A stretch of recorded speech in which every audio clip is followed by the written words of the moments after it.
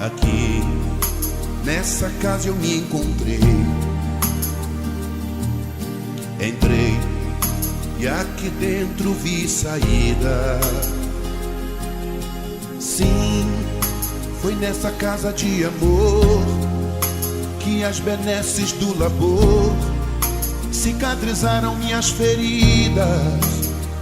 Depois de muitos e muitos passes, estudo e água da paciência. Boa noite. É sempre muito prazeroso voltarmos aqui a Camusim de São Félix.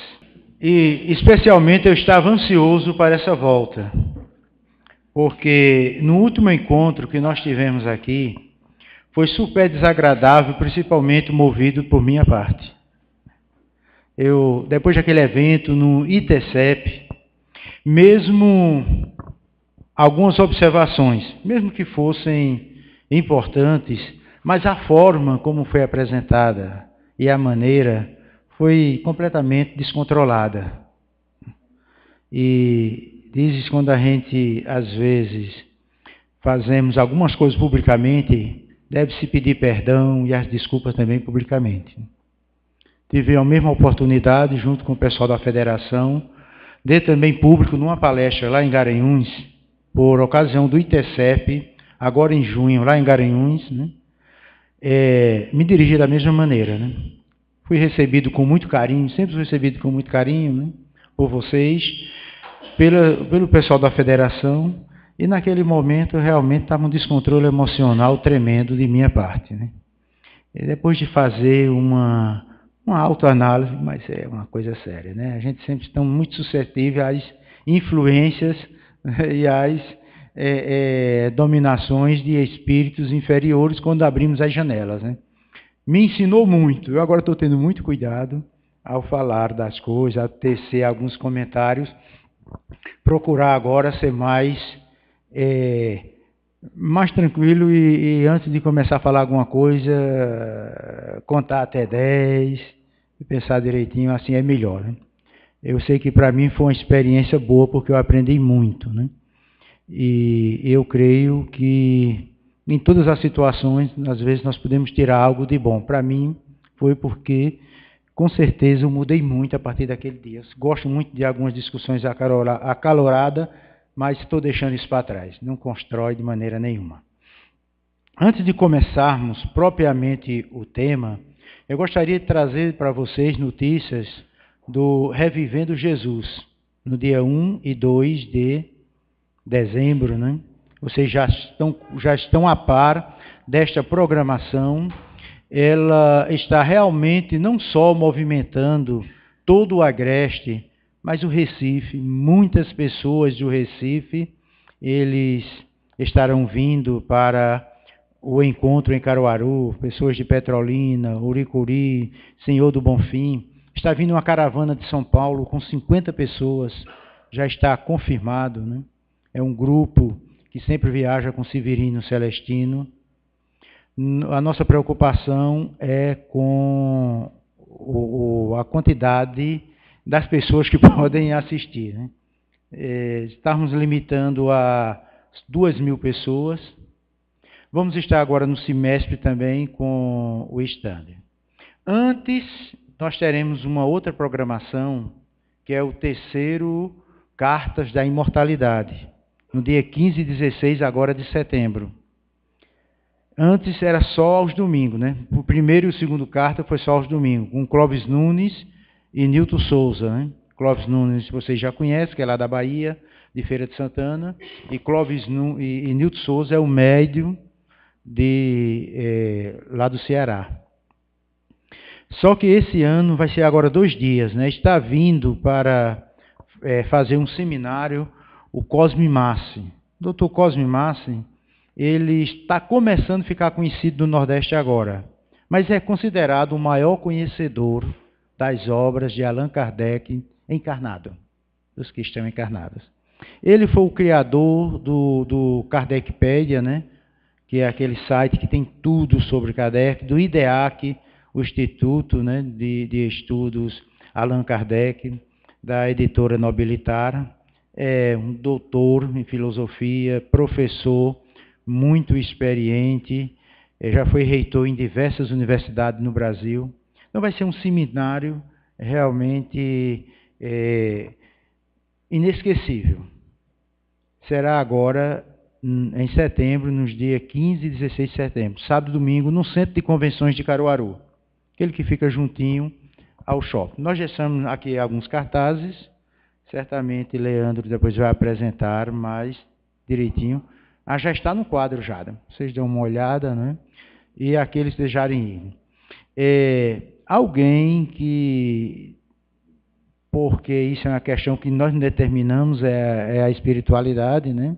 Alguém que tem alguns parentes que já partiu, pode ser que venha já atendido pelo médico, né? Preenche uma fichazinha só para a questão de fazer vibração, né? E nessas vibrações, então a espiritualidade é quem diz quem serão os comunicantes, né? Evidentemente, todo ano vão muitas pessoas, mas nem todos, né? Todo mundo queria ter uma noticiazinha, né? Do outro lado, assim, mais direto. Mas quem sabe, né, que este ano, nos 2 anos, coisas muito importantes, né? Clóvis Nunes ele está fazendo todo o levantamento técnico e científico, porque vai ser lançado um livro, né, justamente dessa programação de Caruaru, né? Carta da Imortalidade. Quando os capítulos estiver todo pronto, então vai ser lançado um livro e vai ser também distribuído nacionalmente. Vamos ao estudo dessa noite. Nessa noite nós iremos falar sobre o semeador de luz. Evidentemente, é uma referência a Jesus. E também está contido no primeiro capítulo da obra Florações Evangélicas de Joana de Ângeles. Este livro é um livro espetacular, como os outros livros de Joana de Ângeles. Só que nós temos mais conhecimento e temos mais acesso à chamada obras psicológicas de Joana de Ângeles, quando trata do ser consciente, né? Autodescobrimento e outros livros. Mas geralmente a parte evangélica, e são muitos livros, nós conhecemos pouco. Então nós estamos agora desenvolvendo uma série de palestras justamente dentro do tema do Florações Evangélicas. E depois vamos partir para outros livros da linha evangélica de Joana de Ângeles. Na introdução, isso ela deu essa psicografia, foi no dia 13 de setembro de 1971, e veja como já está bem atual, chamando-nos a uma responsabilidade como espíritas que temos em semear a luz, em divulgar a luz. Nos diz na introdução do livro Florações Evangélicas: tarefa inapreciável está reservada ao espiritismo nestes dias em que o progresso moral, e somente ele, poderá assegurar a verdadeira felicidade. Por dispor dos meios hábeis para suplantar e vencer as paixões predominantes ainda em a natureza humana, né? Se nós marchamos para o mundo de regeneração, como espíritas, né? E evangélicos, católicos, acham que estão dirigindo-se da maneira como eles creem para o céu, seria praticamente um mesmo caminho com duas visões diferentes. Nós sabemos que, na realidade, este progresso moral é o que deve ser desenvolvido para nos aproximarmos deste período melhores preparados espiritualmente. O nosso planeta tem avançado muito na parte de tecnologias, desenvolvimentos relacionados a técnicas, enfim. Mas com coisas espirituais, o crescimento moral realmente está muito atrasado. E nessa introdução, ela diz que é o espiritismo porque é o cristianismo redivivo. É como naquele livro que Severino Celestino escreveu, que trata do cristianismo primitivo. É realmente vivermos os ensinos de Jesus como ele ensinou, e não como tem sido trazido para nós até os nossos dias atuais. Certamente, muito dos seus ensinos está muito desvirtuado. É até por esse motivo que muitas pessoas, quando lêem a Bíblia, chegam até a não entender, porque vários ensinadores atuais ensinam contrária ao que foi os ensinos de Jesus. Então, o cristianismo redivivo é o que nós precisamos apresentar para esses últimos dias. Esse é um dos motivos que essa programação que vai começar esse ano em Caruaru, Revivendo Jesus, aí terá em 2019 o Revivendo Jesus, 2020, né, o 2 e o 3, justamente o foco é esse, é trazer os ensinos como eram na igreja primitiva, na época de Jesus. Isso, sem dúvida, é importantíssimo. Ela continua, né?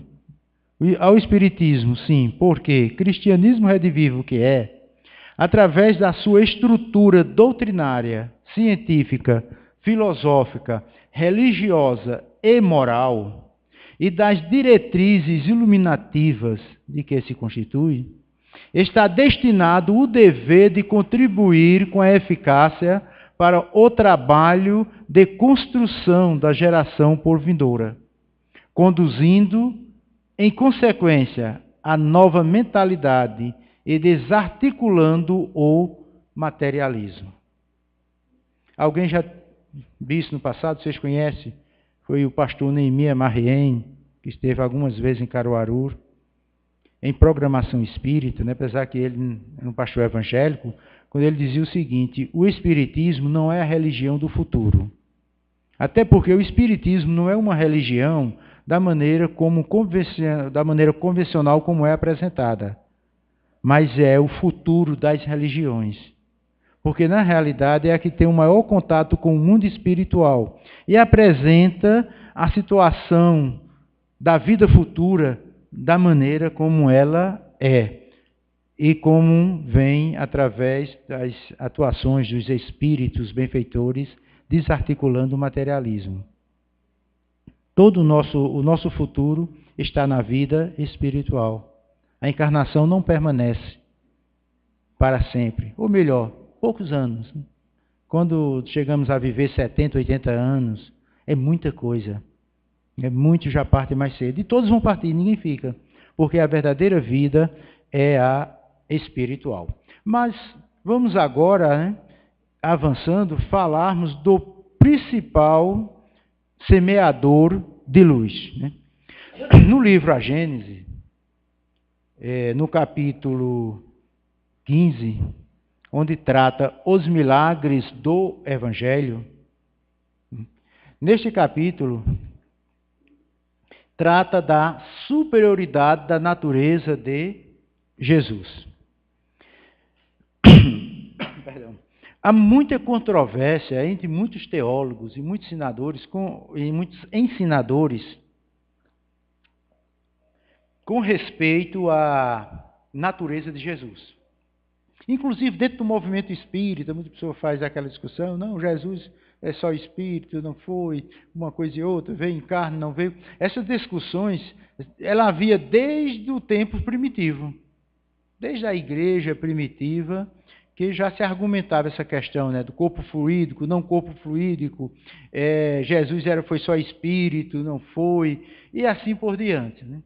Mas o senhor Allan Kardec, aqui na Gênesis, né, quando ele traz, falando dessa superioridade, realmente coloca Jesus dentro daquela perspectiva do espírito, digamos assim, da melhor condição espiritual, mais próxima de Deus, que já habitou no planeta Terra, né, neste planeta.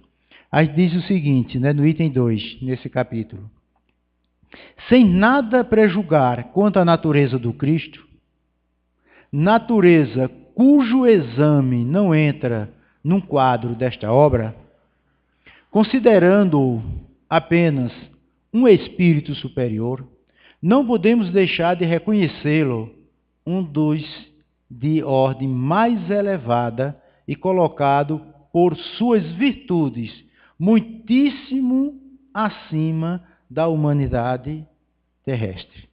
Então Jesus, sem dúvida, sempre esteve e sempre está muitíssimo acima da humanidade terrestre. É por esse motivo que ele é apresentado como Salvador, como Redentor, e todos os qualificativos a respeito do planeta Terra. E no planeta Terra, ele também é o governador absoluto e co-criador do planeta Terra. Foi confiado por Deus este planeta a Jesus. E todos os espíritos que vieram para este planeta, através de seu estado, tanto de primitivo, bem mesmo também como de vindo de outros planetas, para que poderem resgatar algo em suas existências, ou mesmo espíritos missionários, todos subordinados à superioridade de Jesus. E Jesus, ele fez um compromisso com Deus, quando ele disse: Pai, as ovelhas que tu me destes, se referindo a todos do planeta Terra, quando se fala, esses são todos os espíritos, encarnados e desencarnados. Ele disse: nenhum se perderá. Isso nós encontramos lá no Evangelho, né? Nenhum se perderá. E na realidade, ninguém se perderá. Isso é confortador, né? Porque mesmo aqueles que não passarem para um mundo de regeneração, saem desse mundo de provas e expiações para a regeneração, algum dia chegará. Voltará a um planeta primitivo. Nesse planeta primitivo vai ser um dos espíritos superiores para ajudar em seu desenvolvimento. Mas todos temos essa grande tarefa de trabalharmos pelo bem dessa terra. E continuando, aqui na Gênesis, no capítulo 15, diz: mesmo sem supor que ele fosse o próprio Deus, isso, Allan Kardec, que ele fosse o próprio Deus, porque naquelas expressões, quando ele diz, eu e o Pai somos um, não é na mesma essência, é aquela questão da ligação, de pensamento, prioridade, a ligação de Jesus, porque ele se dirige a Jesus como Pai. Ele se dirige a Jesus como Pai, inclusive em suas angústias, lá no Getsemane, e em tanta ocasião. Mas eram muito ligados em questão de propósito. Mas diz, mais unicamente, um enviado de Deus para transmitir sua palavra aos homens. Seria mais do que um profeta, porquanto seria um Messias divino. Jesus não foi apenas um profeta. Algumas grandes religiões, né, apresentam Jesus como um grande profeta, né? Os muçulmanos respeitam, mas como se fosse um grande profeta. Mas Jesus está além de um grande profeta. Ele, na realidade, é o benfeitor maior do planeta Terra.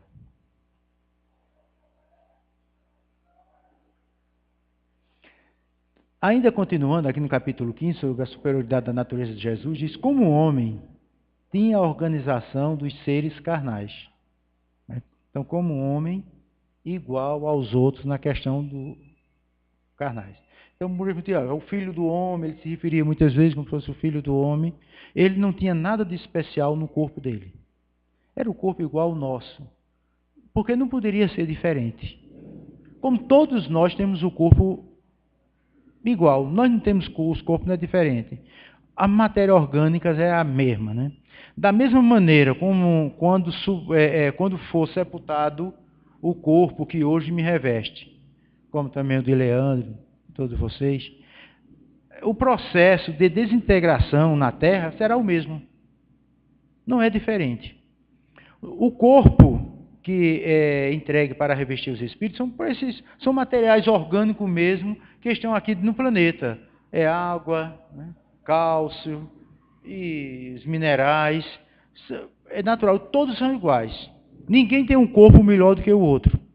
O rico, o pobre, o preto, o branco, como for, não tem corpo diferente. Os corpos são todos iguais. O produto orgânico é o mesmo. Então era isso que Jesus também tinha. Então Jesus não tinha um corpo diferente. Tinha o mesmo corpo,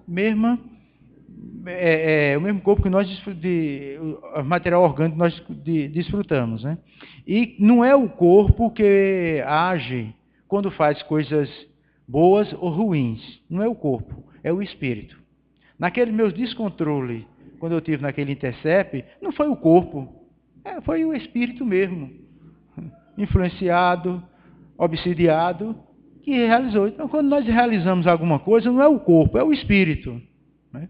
É o espírito. A minha mão não pode fazer nada que o espírito não ordene. Né?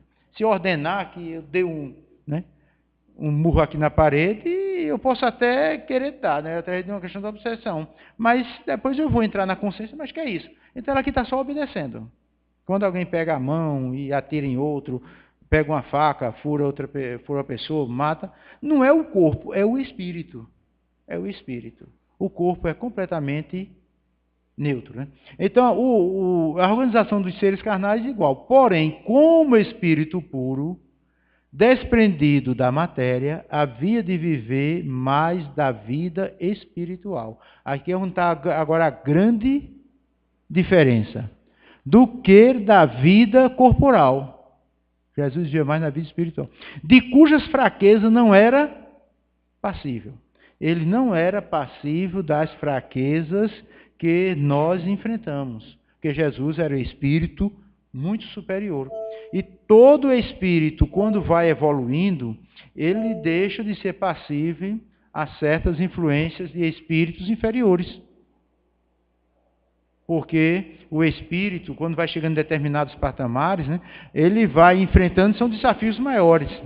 Um espírito que passa para o mundo de regeneração, certas questões do mundo de provas e expiações não atinge mais. Vai ter outros desafios que possa assim crescer. A sua superioridade, né, com relação aos homens não derivava das qualidades particulares do seu corpo. Podemos dizer assim, o que tornava Jesus santo não era o corpo, é o espírito mesmo, santo no sentido, né, de elevação espiritual mesmo, não era o corpo. O corpo não santifica ninguém, nem também desqualifica. O corpo é neutro. Mas das do seu espírito, que dominava de modo absoluto a matéria, e da do seu perispírito, tirado da parte mais quintessenciada dos fluidos terrestres. Sua alma, provavelmente, não se achava presa ao corpo, evidentemente, né? Nós ainda nos prendemos ao corpo, mas Jesus não, né? Porque nós somos muito ligados ainda à matéria. Por esse motivo, o desencarne é uma complicação muito forte. Sua alma provavelmente não se achava presa ao corpo, senão pelos laços estritamente dispensáveis. Constantemente desprendida, ela de certo lhe dava dupla vista, não só permanente, como de excepcional penetração e superior de muito a que de ordinário possuem os homens comuns. O mesmo havia de dar-se nele, com relação a todos os fenômenos que dependem dos fluidos perispirituais ou psíquicos. A qualidade desses fluidos lhe conferia imensa força magnética, secundada pelo incessante desejo de fazer o bem. Tudo aquilo vocês podem conferir de uma maneira mais ampla nesse capítulo de A Gênese. Então, essa superioridade de Jesus é que nós precisamos compreendê-la de uma maneira mais profunda. Para nós, muitos ainda pensam o seguinte, mas como sofreu Jesus na cruz? Como sofreu Jesus naquele julgamento? E justamente foi criado todos os espetáculos e filme e tudo da paixão de Cristo em cima do sofrimento. Jesus não sofreu. O Espírito estava além do que podemos imaginar.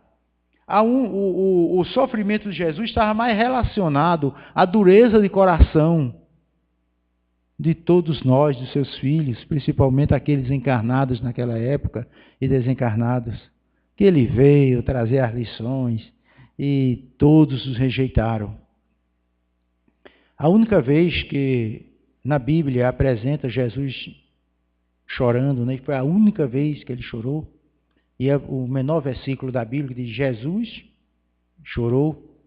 Foi exatamente por esse motivo, o motivo nosso, a dureza, né? É aquele pai bondoso que vê os seus filhos encaminhados pelo mal, enveredado pelo mal, dá conselho, faz tudo, mas ele não quer se redimir, não quer se transformar. Essa foi a dor de Jesus. Então, quando ele se aproxima de Jerusalém, ele faz aquele clamor que é muito conhecido, né? E ele diz: Jerusalém, Jerusalém, que apedreja os profetas e mata os teus enviados. Quantas vezes eu quis juntar-te como a galinha junta os pintinhos, mas não quisestes.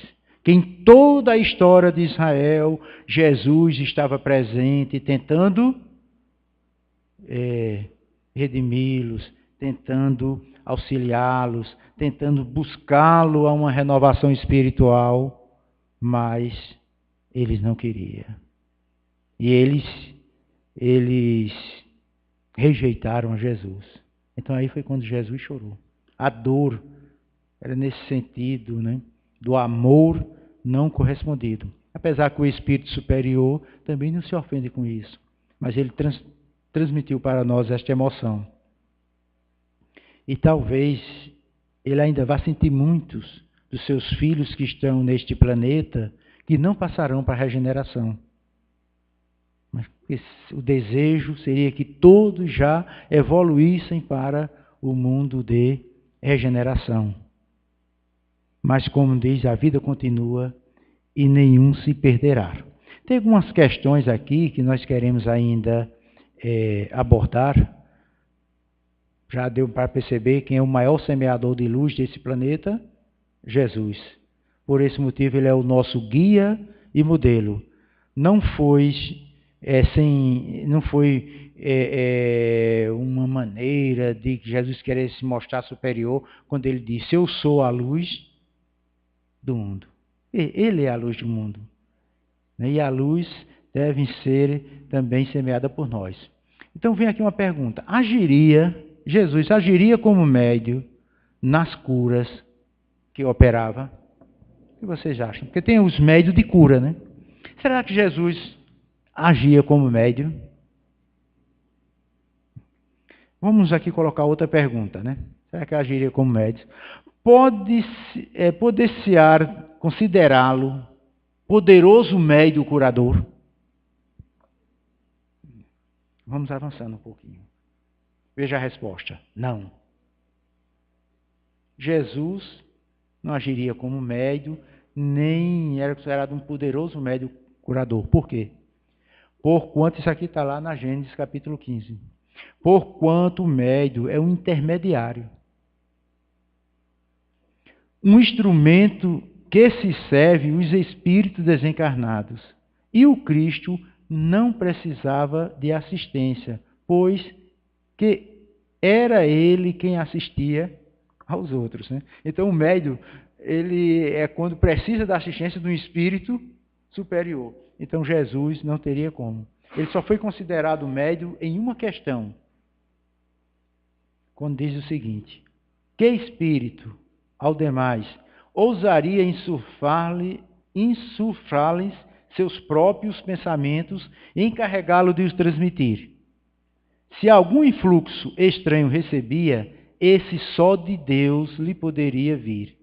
Segundo definição dada por um espírito, ele era médium de Deus. Então Jesus, superior a Jesus, só Deus. Feliz. O Pai e eu somos um. Então é quando Allan Kardec, aqui no capítulo 15, da gente trata da superioridade de Jesus, é uma coisa maravilhosa. Esse capítulo é maravilhoso para nós compreendermos e entendermos a natureza de Jesus e a sua grandeza.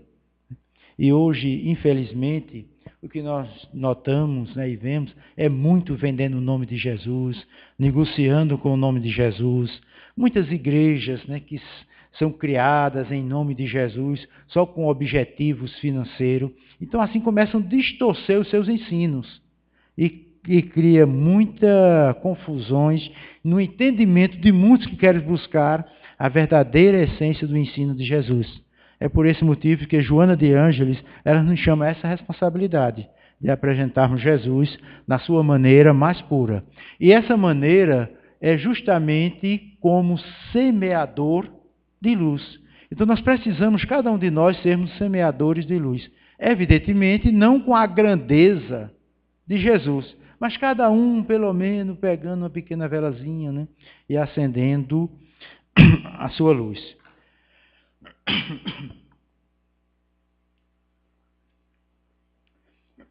Desculpe, porque estou com a garganta um pouco ruim. E concernente essa questão de semeador de luz, eu gostaria de, no início eu falei da minha parte ruim, mas de uma parte boa aqui do centro, Chico Xavier, aqui de Camucí de São Félix. Ele tem cumprido uma missão grandiosa nesta região, através do seu programa em que coloca as palestras no canal de YouTube. Hoje está um canal profissional. Parabéns a todos que fazem a filmagem, edição e apresentam. Tem sido elogiado por muitos. Eu tive a felicidade de encontrar algumas pessoas, até uns que me ligaram, para falar das palestras que haviam tido contato, né? Faz poucos dias, mencionei aqui para Leandro que eu estava em casa e um membro da igreja, o qual fui pastor no passado, né, do Rio de Janeiro, nunca ouvi na minha vida, né? Ele, mas escutando a palestra, né, entramos em contato, podemos conversar um pouco, mas já tive contato com várias pessoas de diversas cidades e que entram em contatos, evidentemente muitos outros também escutam as palestras. Esta é uma maneira, podemos dizer, muito eficiente de semear a luz, semear a luz. E é exatamente por esse motivo que esse pequeno centro pode dizer, mas olha, está tão fora de rota, não está nem na BR-232, não está na principal, né, tem uma assistência de poucas pessoas, mas enganam-se. São muitas pessoas que estão escutando as palestras que aqui são proferidas. E tem trazido alguns conforto e algumas interrogações, como um cidadão que ouviu a minha palestra, aquela primeira, do estado do Pará. E ele ligou para mim, conversando, e falou tudo, e me deu um conselho, olha, não coloque na sua página notícias políticas. Eu sei que o meu polêmico, né, questão tratando de algumas questões políticas. Aí eu bani também algumas notícias políticas. Evidentemente, eu tenho minhas posições políticas, mas não é coisa para a gente estar divulgando. Nós temos que semear a luz. Essas outras questões têm que ser individual. Usar as redes sociais para coisas elevadas, para semear o bem. E aqui realmente vocês estão de parabéns. E eu creio que cada vez será melhor, né? Cada vez será melhor. Essa palestra mesmo, quando ela entrar no ar, já teve várias pessoas que disseram, eu quero escutar como vai ficar. Pessoas mais próximas e amigos mais próximos, quando trata da semeadura de luz. Esta é uma maneira. A outra maneira de semear a luz é como foi feito hoje aqui, a campanha do quilo, quando você auxilia um próximo.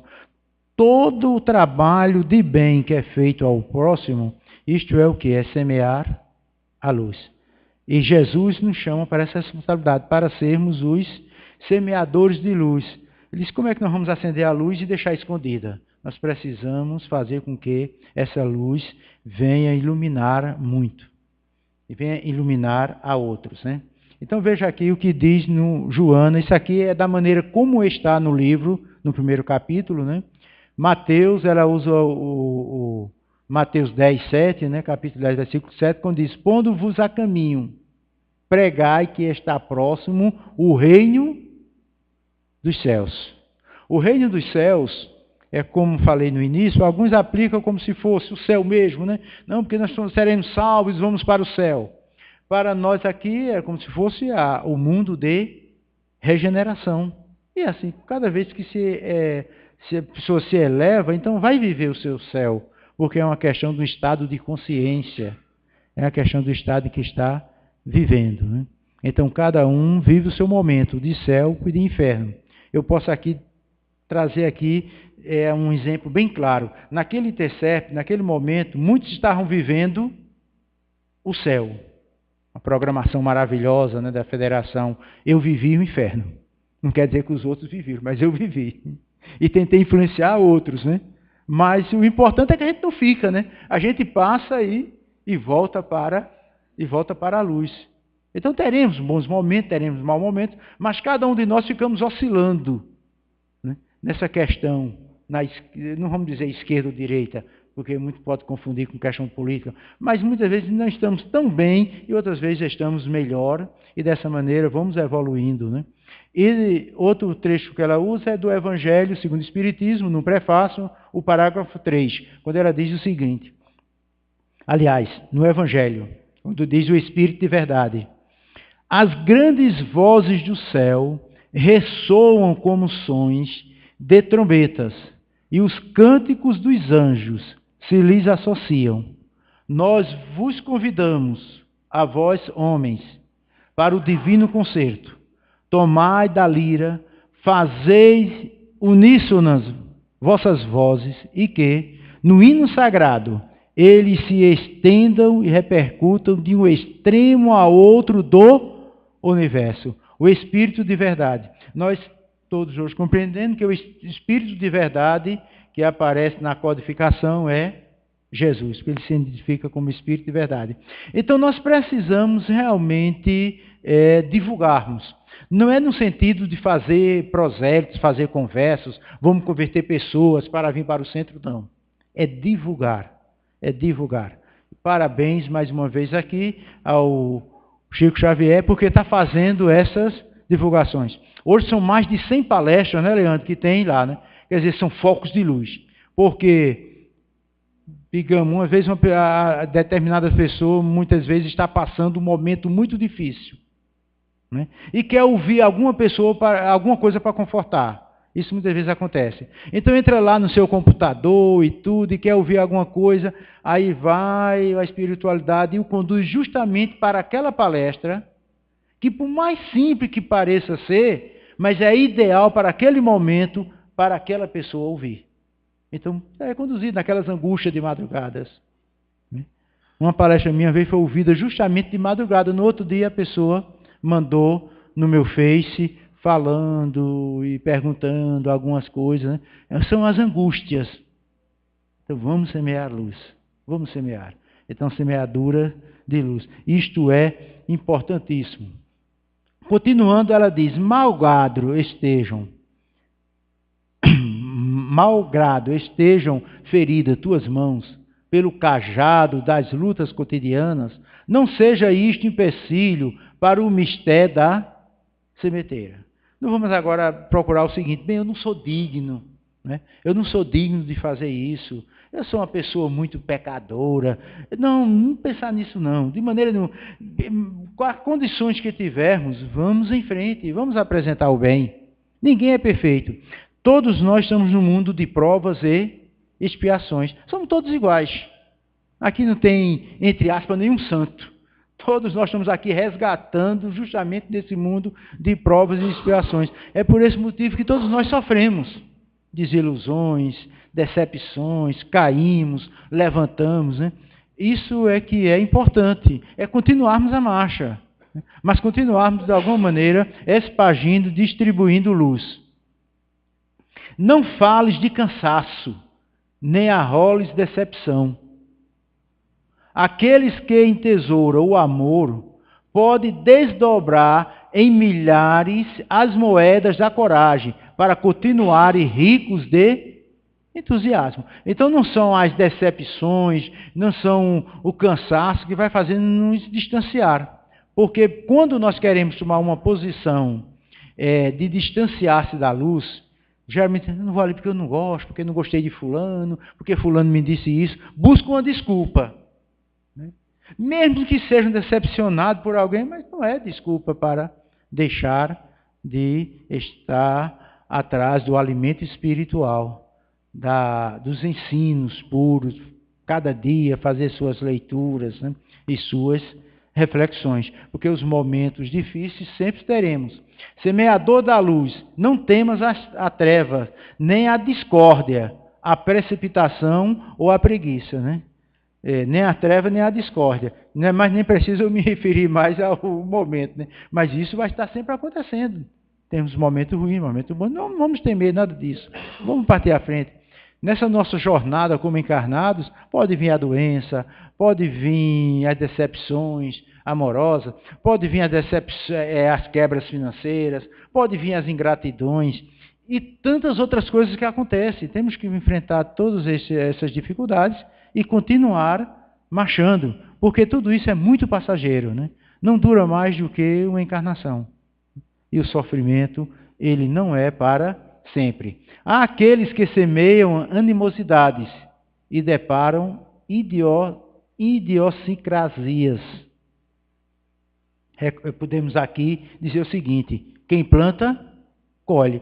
É aquela velho ditado que diz: quem planta vento, colhe tempestade. Então, cada um de nós vamos sempre colhendo os frutos daquilo que temos plantado. Na alfândega da vida, muitos apresentam disfarçadas as sementes da maledicência e da infâmia, esperando libertação. Aqui podemos dizer muito, aqui está incluídos os falsos profetas, como apresentava Jesus. É todos aqueles que trazem os ensinos, que tem muitas mais a ver com a promoção pessoal, com o engrandecimento financeiro, do que mesmo com os ensinos do Mestre. Nós precisamos voltar ao cristianismo primitivo. Por isso, na gleba imensa dos homens, ressurgem tantos afligentes e afligidos, disputando espaço na ribalta da ilusão fisiológica. E quantos vivem nessas grandes ilusões? E um profeta no Antigo Testamento, ele, referindo-se a esse estado e fazendo uma lamentação, ele disse, né? Findou a cega, quer dizer, a colheita, né? Acabou o verão e não estamos salvos. Então, muitas vezes nós podemos ter passado uma existência e temos construído pouco, se iluminado pouco e iluminado os outros menos ainda, né? Então, é necessário irmos analisando o que é que temos feito, o que é que temos procurado realizar para que seja iluminado o maior número de pessoas possíveis. Esse é um dos principais objetivos da programação do Revivendo Jesus. É trazer para a nossa região esse despertamento. Muitos não vão ter condições de irem, porque estão distantes, mas tudo será gravado, tudo vai estar aí nos canais de internet, vai ser transmitido ao vivo, né? Através da Web Espírita e da Rede Amigo Espírita, diversos órgãos, né?